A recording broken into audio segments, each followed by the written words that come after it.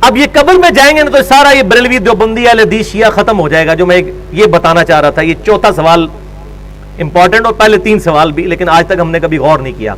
صحیح بخاری اور صحیح مسلم کی متفق علیہ حدیث ہے کتاب الجنائز چیپٹر میں کہ قبر میں 4 سوالات کیے جائیں گے. 4 کا عدد موجود نہیں, لیکن سوال جو بتائے گے وہ میں گن کے بتا رہا ہوں 4 ہے کہ قبر میں یہ سوال ہوں گے. پہلا سوال ہوگا مر ربو کا, بتا تیرا رب کون ہے. دوسرا سوال ہوگا ما دینوں کا, تیرا دین کیا ہے. تو کیا خیال ہے کہ بریلوی دیوبندی اہل حدیث شیعہ یہ جواب دیا جائے گا یا کہا جائے گا دین الاسلام, میرا دین اسلام ہے. تو اگر قبر میں جا کر اسلام دین ہے تو قبر سے باہر بھی اسلام ہی دین ہونا چاہیے. ان مولویوں کو چھوڑو, ان شیخ الحدیث, شیخ القرآن اور مفتی اعظم اور فلانا اعظم, ان کو چھوڑو, انہوں نے اپنی قبروں میں جانا ہے, پتہ نہیں ان کے ساتھ کیا ہو رہا ہوگا. ہم تو اس کتاب کے پابند ہیں, سیدھی سی بات ہے.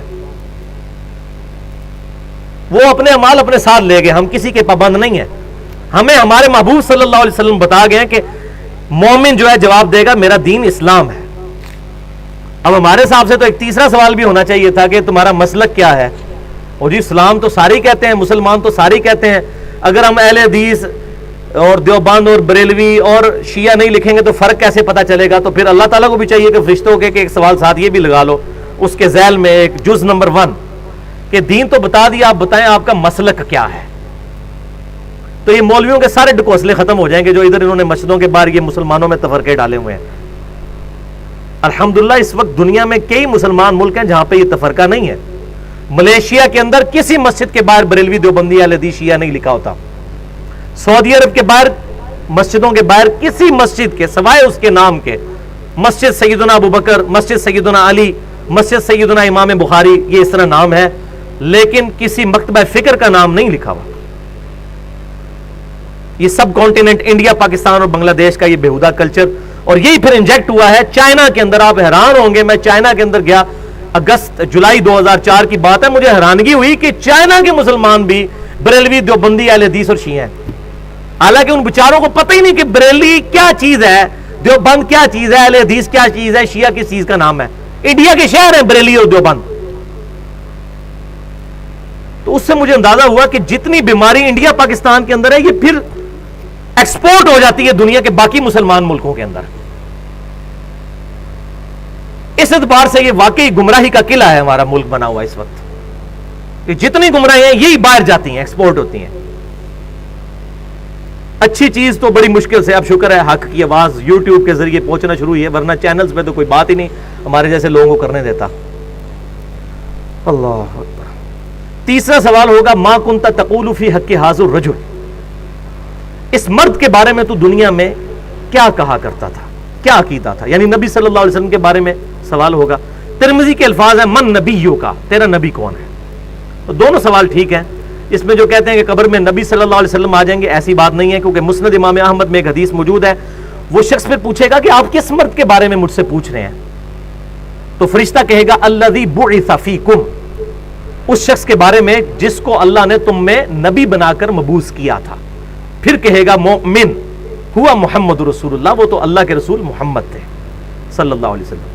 اس میں جتنی وہ چیما گوئیاں ہوتی ہیں وہ میں نے مسئلہ نمبر 7 کے نام سے حاضر و ناظر سے متعلق فرقہ وارانہ نظریات کا تحقیقی جائزہ, اس میں نے ڈیٹیل کے ساتھ اس چیز کو ایڈریس کیا. آج محل نہیں ہے, جس کو شوق ہو وہ دیکھ سکتا ہے. تیسرا سوال ہوگا کہ اس شخص کے بارے میں تو کیا کہا کرتا تھا, یا یہ سوال ہوگا کہ تیرا نبی کون ہے. اب ان 3 سوالوں کے بعد ایک چوتھا سوال ہے.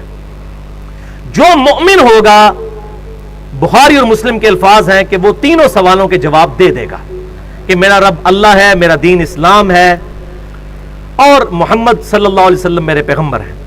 اس کے بعد جب وہ جواب دے لے گا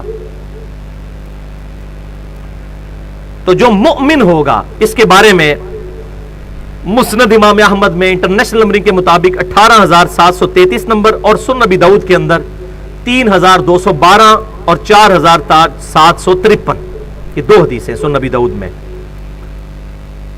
الفاظ آگے چلتے ہیں کہ جب وہ جواب دے لے گا تو فرشتے پھر اس سے سوال پوچھیں گے کہ تجھے کیسے معلوم ہوئے ان سوالات کے جواب؟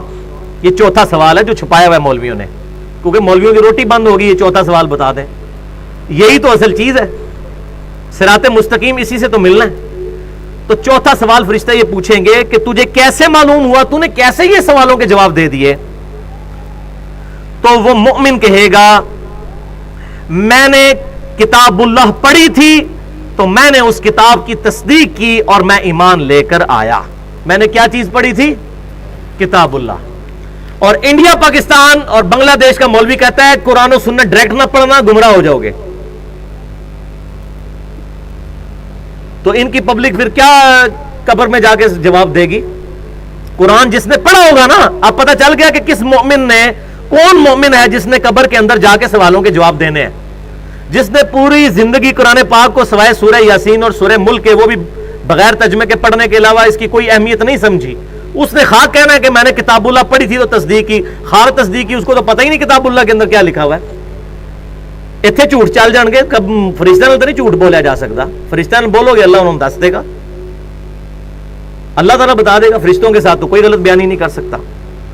اور بخاری اور مسلم کے الفاظ اسی حدیث میں ہے کہ آپ صلی اللہ علیہ وسلم نے اس کے بعد سورہ ابراہیم جو سورت نمبر ہے 14، اس کی آپ صلی اللہ علیہ وسلم نے آیت نمبر 27 جو ہے وہ تلاوت فرمائی۔ اس کے بعد بخاری اور مسلم کے الفاظ ہیں، آپ کے قرآن پاک میں 260 نمبر پیج پہ پہلی آیت ہی یہی ہے، 260 نمبر پیج پہ، یثبت اللہ الذین آمنوا بالقول الثابت، اللہ تعالیٰ ثابت قدم کر دیتا ہے ایمان والوں کو اس صحیح قول کے اوپر۔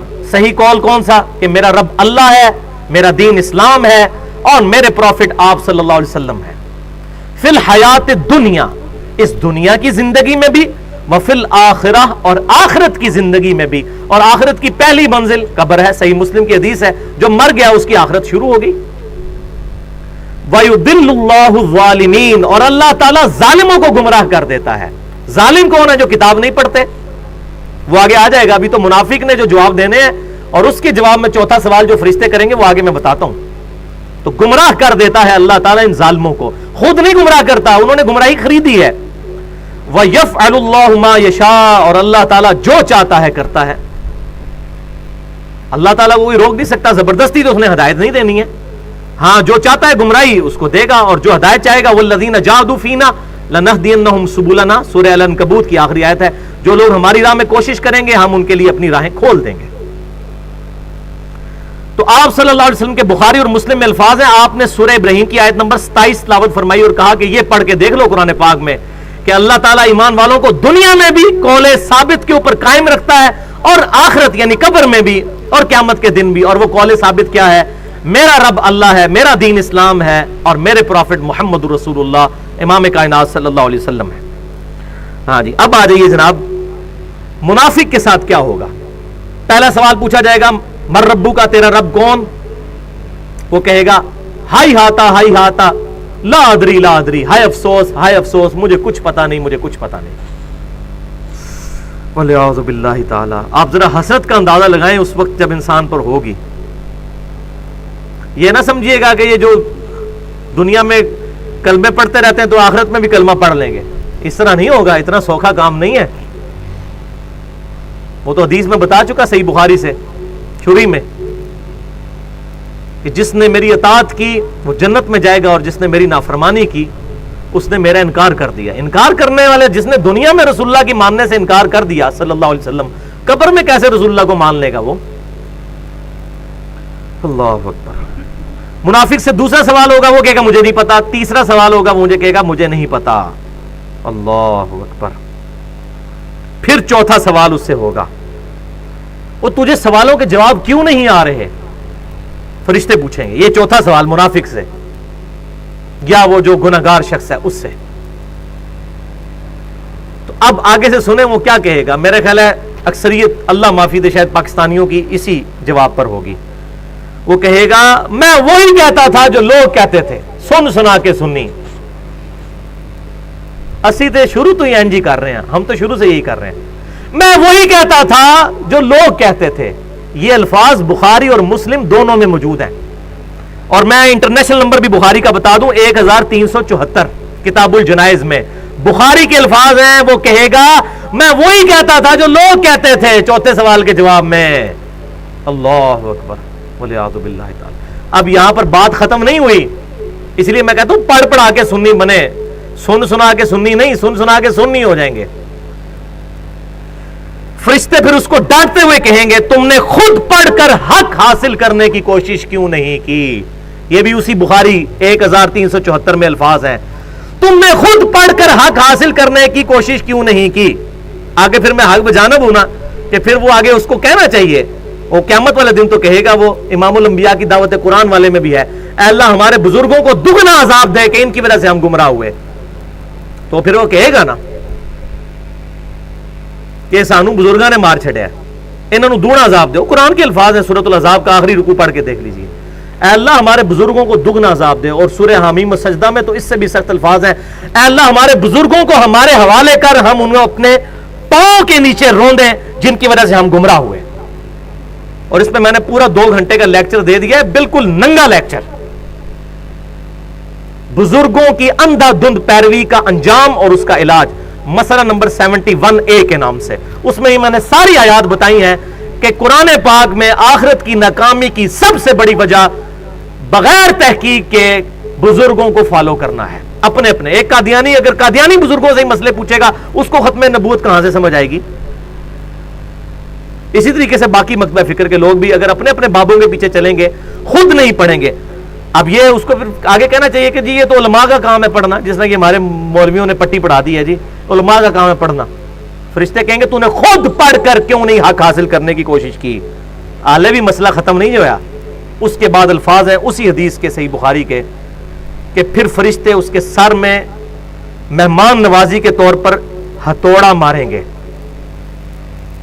وہ بالکل زمین کے برابر ہو جائے گا. اور بخاری کے الفاظ ہیں کہ اس کی آواز، اس کی چیخنے کی آواز اور ہتھوڑے کی آواز زمین و آسمان کی تمام مخلوقات سنیں گی سوائے جنوں اور انسانوں کے، کیونکہ وہ شریعت کے مکلف ہیں، وہ نہیں آواز سن سکتے.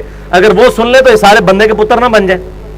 روزانہ اگر ہتھوڑوں کی آوازیں آ رہی ہوں، یہاں دفنا کے آئیں اور جنازے اس کے قبرستان کے گیٹ پہ پہنچے اور دھڑل کی آواز آئے پیچھے اس قبر میں سے، تو پتہ چل جائے اتنے بڑے داڑھی والے بزرگ تھے اور تسبیحوں والے اور پگڑیوں والے اور شلوار ان کی جو گھٹنوں تک پہنچی ہوتی تھی، اتنے بڑی جماعت کے امیر بھی تھے اور یہ تھوڑا پڑ گیا ان کو.